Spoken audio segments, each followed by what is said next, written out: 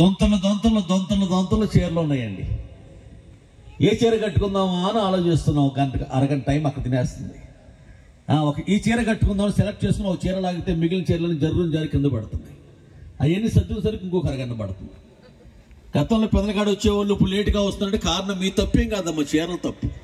గతంలో 2, 3 ఉండే చీరలు అంతే, అందుకని ఏదో ఒకటి గవ్వాలను చుట్టేసుకుని వచ్చేసేవాళ్ళు అంతే. ఇప్పుడు ఎన్ని చీరలు ఉన్నాయో, బట్టల కొట్టో అది లాండ్రీ షాపో అర్థం కాని పరిస్థితుల్లో ఉంది. అది ప్రాబ్లం. అది కరెంటు పోతే ఇన్వర్టర్ ఉంది, ఫ్రిడ్జ్ ఉంది, ఓవెన్ ఉంది, కానీ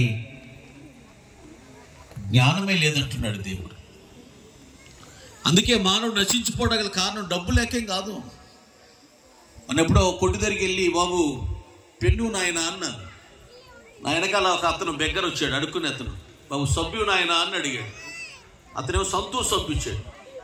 కోపం వచ్చింది. వింటర్ సీజన్లో సంతూర్ ఏంటి, పియర్స్ లేదా? పియర్స్ చిన్న కొట్లు అవి ఉండవు అన్నమాట. అందుకని ఆడు అయ్యే వాడతాడంట, మామూలుగా సబ్బులు వాడినాడు. అడుక్కుండా వచ్చినాడని చెప్పారంటే మనవి చేసుకుంటాడు అని సామెత గ్రంథంలో దేవుని యొక్క వాక్యం సెలవిస్తుంది. ఆడి దగ్గర డబ్బులు ఉన్నాయి కాబట్టి దృష్టిగా మాట్లాడతాడు. విద్య ఎంత అయిపోతే ఎంత. దగ్గర పడుకున్నాడు రోడ్డు ఫుట్పాత్ మీద, ఒక బోర్డు కూడా పెట్టి పడుకున్నాడు. ఆ బోర్డు మీద ఏం రాశాడంటే, దయచేసి చిల్లర డబ్బులు వేసి నా నిద్ర డస్ట్బిన్ చేయబట్టి కూడా రాశాడు. రూపాయలు 2 రూపాయలు గల్లు మని వెళ్తే నిద్రపోవడం తప్ప దానివల్ల లాభం ఉంది, ఉపయోగం ఉంది. ఇక్కడ పెట్టుకొని చేయబడ్డ మీకు ఆస్వాదం నాకుందని అది బోర్డు పెట్టుకుని నిద్రపోతున్నాడు. అంటే ఆడికి ఉన్నాయి. చెప్పండి, జ్ఞానం లేదని దేవుడు బాధపడుతున్నాడు. నా ప్రజలు జ్ఞానం లేక నశించిపోతుంటే ఆయన చూడలేక మీ దెబ్బలు మీ సాగుని రావడానికి ఆయన తోసివేయలేక ప్రేమించాడు. కాబట్టి ప్రాణం పెట్టేంతగా ప్రేమించాడు. కాబట్టి ఆయన మౌనంగా ఉండలేక ఆయన కుమారుడైన క్రీస్తు యేసును మన కొరకు ఆయన ఈ లోకానికి ఆయన అందించడానికి కారణం ఏమిటంటే ప్రేమే.